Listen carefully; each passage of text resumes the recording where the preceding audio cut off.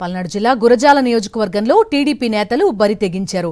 దాచేపల్లి మండలం రామాపురంలో YSR Congress party MPTC భర్త వెంకటరెడ్డిపై ఇనుప రాడ్లతో దాడి చేశారు.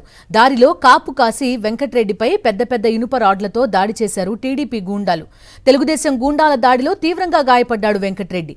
బాధిత వెంకటరెడ్డిని చికిత్స కోసం ఆసుపత్రికి తరలించారు.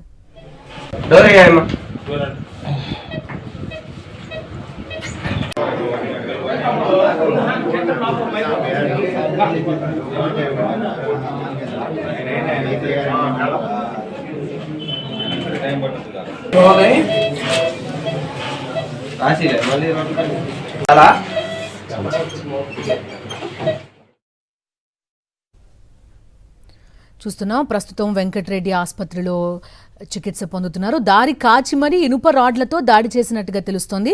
మా కరెస్పాండెంట్ అశోక్ పూర్తి డీటెయిల్స్ అందిస్తారు. అశోక్, ఎలా ఉన్నారు ప్రస్తుతం వెంకటరెడ్డి? డాక్టర్లు ఏమంటున్నారు? దాడి చేసిన వాళ్ళు ఎవరో గుర్తించారా?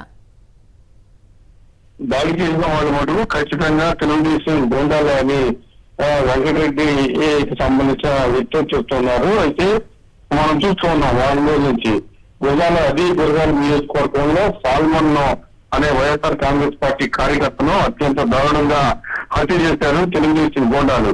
ఇప్పుడు అదే గురజాల నియోజకవర్గంలో దాచేపల్లి మండలం రామాపురంలో వైఎస్ఆర్ కాంగ్రెస్ పార్టీ నాయకుడైన ఎంపీటీసీ భర్త వెంకటరెడ్డి, ఇతను పూర్తిగా వైఎస్ఆర్ కాంగ్రెస్ పార్టీలో యాక్టివ్ గా ఉంటున్నారు. కొన్నాళ్ళ నుంచి మా ప్రభుత్వం అధికారంలో ఉంది, మీరు గ్రామాల్లో ఉండటానికి వీళ్ళేదంటూ ఎదురుస్తూ ఉన్నారు.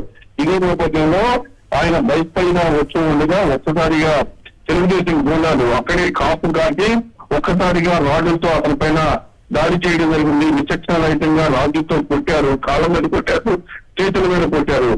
చివరికి అక్కడ పడిపోవడంతో చనిపోయేలాన్ని అక్కడి నుంచి వెళ్ళిపోవడం జరిగింది. స్థానికులు వెంటనే వెంకటరెడ్డిని హాస్పిటల్ తరలించారు. అయితే తీవ్రంగా గాయపడిన వెంకటరెడ్డికి పూర్తిగా చికిత్స అందిస్తున్నారు వైద్యులు.